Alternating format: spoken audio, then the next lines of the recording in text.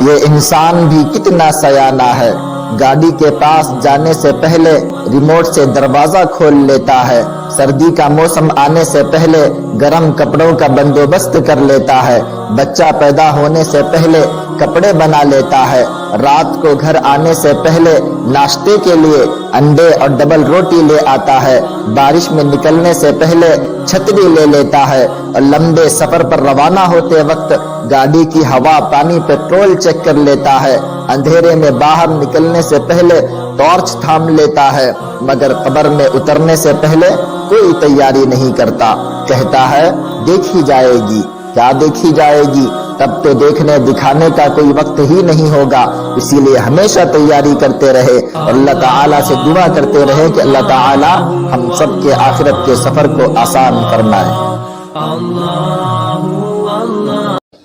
کسی سے پوچھا گیا کہ فجر کے وقت کی ہوا کیوں صاف ستھری اور خوشگوار ہوتی ہے؟ جواب دیا گیا کیونکہ اس میں منافقین کے سانسوں کی آمیزش نہیں ہوتی۔